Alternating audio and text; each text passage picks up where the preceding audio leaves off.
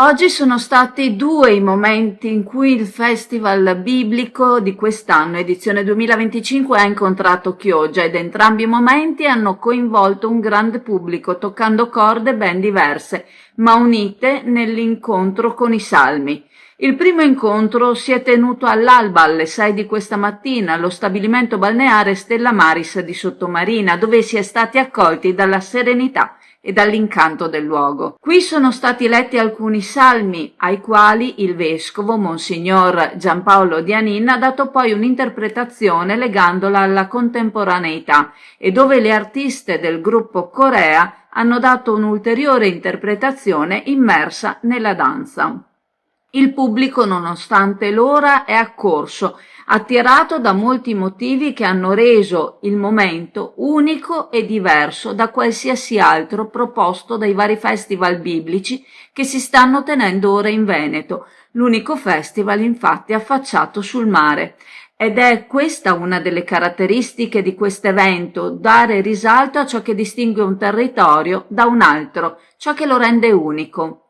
Anche in questa occasione l'organizzazione si è avvalsa della collaborazione di una delle associazioni del territorio, il gruppo di danza Corea, appunto, il quale ha saputo magistralmente rendere suggestiva la lettura dei salmi. A rendere ancora più attrattivo l'evento sono stati i bomboloni condivisi al termine con il pubblico.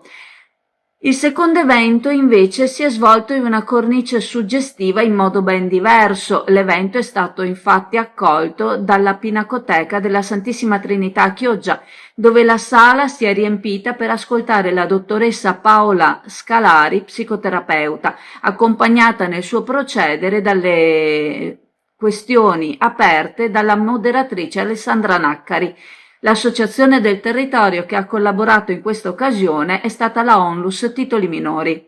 In questa occasione il pubblico era diviso tra educatori e genitori e ciò che è stato detto dalla dottoressa non è stato condiviso da tutti e nello stesso modo. Si parlava di adolescenti, dei loro problemi in una società, quella attuale, completamente cambiata rispetto a quella che era attuale nelle generazioni precedenti, toccata dalle conseguenze del Covid e quindi del lockdown, stravolta dalla mancanza di socializzazione negli anni in cui la socializzazione è essenziale, non potendo mettere in campo quella sorta di attuali, inappropriatamente detti riti tribali che consentono un confronto tra pari ed una crescita di conseguenza. Un'adolescenza che non ha più punti di riferimento, ma a quanto pare non ha neppure chi la sproni a lasciare il nido e a capire i propri limiti, ma sottoposto invece a un